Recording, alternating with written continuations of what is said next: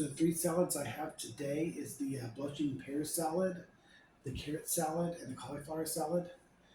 The way this started is the blushing pear salad is we had a lot of Jello salads that was in rotation, and they had kind of like a bad reputation. So I wound up just soaking the pears in a cranberry sauce and then adding them to like a salad. You get them like a blushing pear salad. That way it didn't have the same negative connotation as the Jello salads. The next one is the cauliflower salad that I made with a vinaigrette with or a vinegar or not vinegar like a ranch like a cream based salad with Dijon mustard. And then the next one I have a mayonnaise based salad, which is a carrot salad.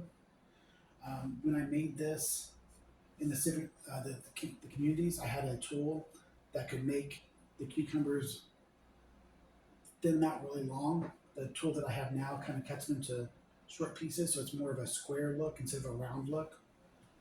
Um, and then I made like a cranberry dressing for the blushing pear salad. It gives it that like a red tint to it. I would top it with like some feta cheese or some blue cheese, but it's a very basic salad.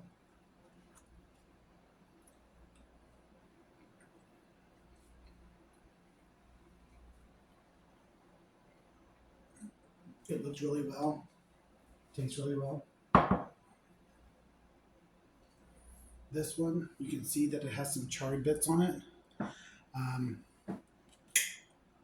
Grilled vegetables is something that we used to do occasionally. I think just adding like a grilled flavoring to the vegetables is just a nice touch.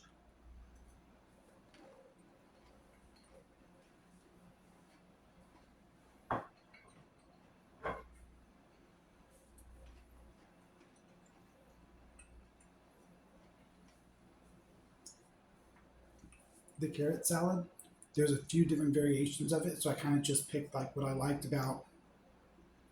I added raisins to it because that's one of the carrot salad recipes. Some of the carrot salad recipes have this Jello again, so that I didn't do. So again, it's like something that looks really nice, great for presentation, but also has a lot of flavor.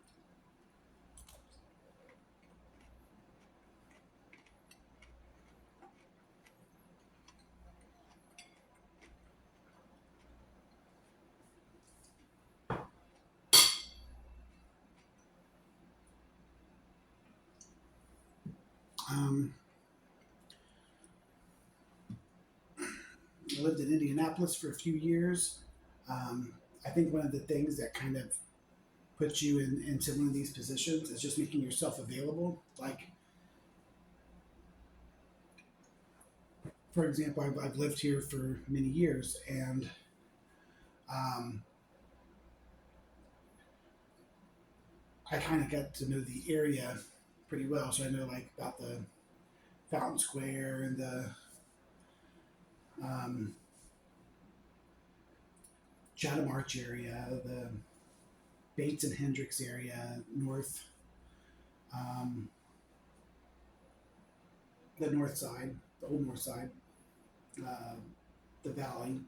And as I lived here, I seen kind of the recession and the COVID, the effects of that through the market value. Um, when I first moved here, I had assumed by now that I would be a homeowner. Well, I was. My mom raised me to take care of her, and she wound up passing away back in 2008. And because, ironically, because of her death, I wound up becoming a homeowner because I took over the property. So I had experience with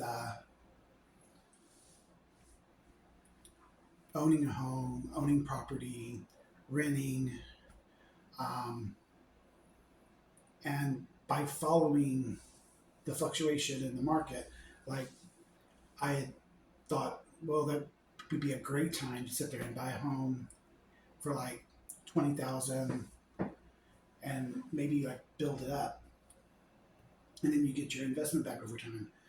Um,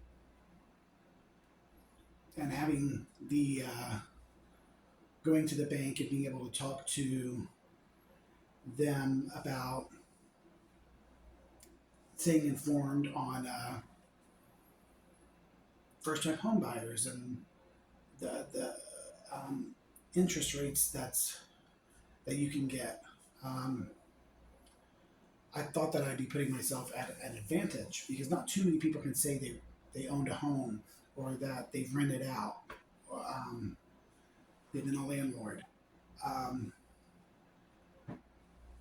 but I've made myself available, and I kind of hope that at some point that even if I didn't own a home, that I would at least be considered as like a realtor or a broker or um, a bank lender, like a leasing agent, something. Like, I mean, I have a lot of knowledge in these fields to not utilize it. So, again, these are just some recipes. This is another avenue that I kind of present myself and say, these are things that I know. I'll talk more about kind of like, I'm going to get out of home owning and talk more about like when I got me my first car and how kind of like that kind of relates to the story about how for I go in and I talk about certain situations and I find myself in the short end of the stick, I guess you could say, about the conversations and putting myself in a position to where I'm able to speak of it. For example, I went to Florida and I was talking to one of the guys at the bank about building credit, and he just laughed at me, and I said, "Well, I will save up $5,000, and we'll start talking about CDs." And he says, "Yeah, nice try. You're going to save up $5,000." And I did, and we were talking about CDs, and but that was just like a position that I was in that I was like, I felt like I knew a lot about the subject, and he kind of just laughed me off because he didn't think that I would know anything about the subject or that I would be able to get into the subject. So I'll talk more about that later, but more on my first carb buying experience. But these are a few salads, and I'll make some more here in the future. Hope you like it.